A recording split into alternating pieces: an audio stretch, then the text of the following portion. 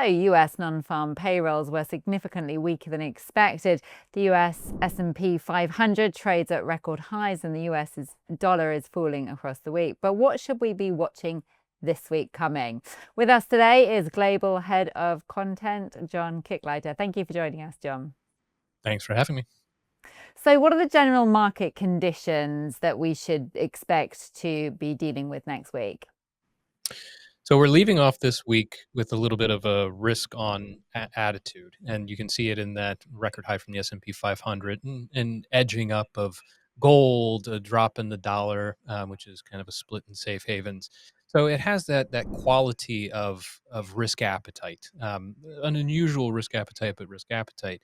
But again, I have to say that I think it's a crawl or a creep rather than a climb. There's really not a lot of conviction behind it, even though you see that advance in benchmark indices and edging back of the volatility measures. It just doesn't have the quality of a lot of opportunity for speculators or for investors at these levels. But there is also a lot of sentiment and expectation in the seasonality that we're dealing with. We're heading into the 38th week of the year, and that is the week just preceding the FOMC rate decision. So it's a big key event.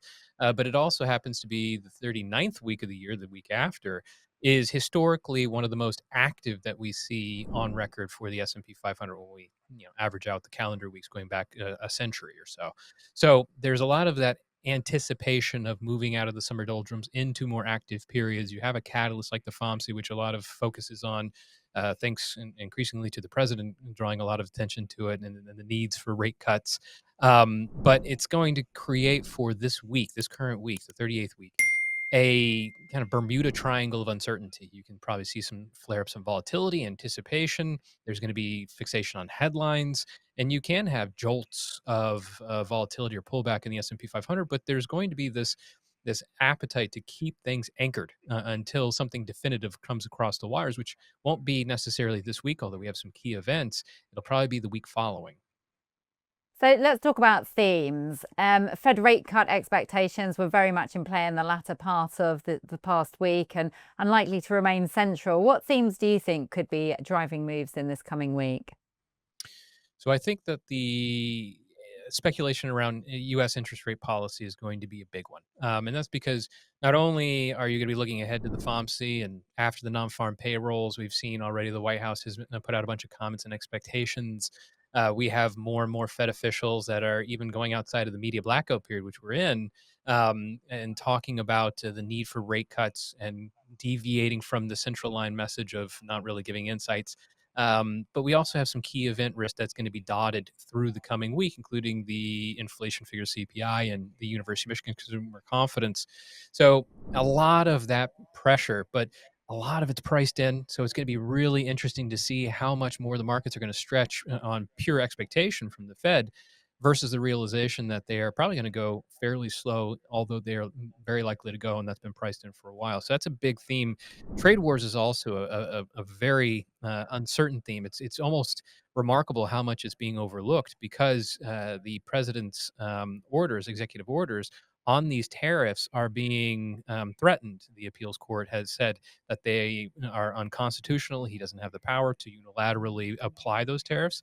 And now it's going to the Supreme Court, and we're going to see what happens. But the consequences of it being rolled back and saying this is a power of Congress rather than the power of the executive branch, that can have a lot of ramifications of what happens with trade policy. And Donald Trump has said that if it's rolled back, it can be catastrophic for the economy, which is some fear mongering that would really not sow a lot of confidence with the open markets, even though they probably would benefit from the general boost in globalization and growth there. But we'll have to see how that plays out, and no key time frames that we can really work with, although we do know the hold is going to end in a few weeks. And I think we'll just be looking at a slow shift or transition into a focus of growth. Are we really going to be paying attention to growth, the foundational economic performance, and how's that in such a contrast to the performance of the capital markets? And moving on to event risk, what is the top event risk next week that could possibly spur these themes or kick off a new focus?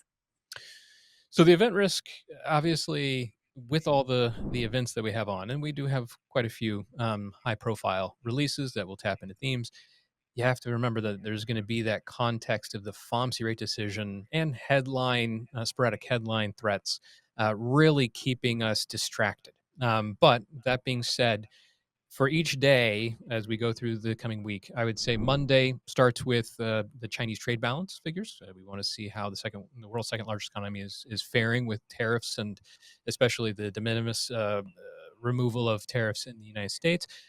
You also have the New York Fed's inflation expectations figure, so that's kind of a precursor to the CPI, and it tends to be obviously more charged than the official CPI, but that is going to be one to watch as well. We get into Tuesday. I think the most important indicator there is probably the U.S. business optimism figure from the NFIB. We want to see again how the U.S.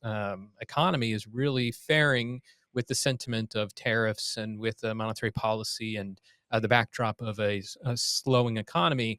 And we get it from optimism figures like the NFIB for business, and later we're going to get it from the U of M, and less from the data, the pure data that we get from like the BLS, where we're getting a lot of questions about its accuracy from the White House.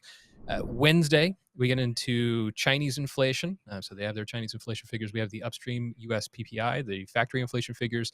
And don't forget, we have some budget issues in the United States where threatening deficit and government shutdowns potentially at the end of this month. So that monthly budget statement is going to be noteworthy as well for a different theme that may come back into the forefront out of left field. Thursday, it gets real. We have the ECB rate decision, expected no change, but it's a good contrast to what the Fed is facing in the following week.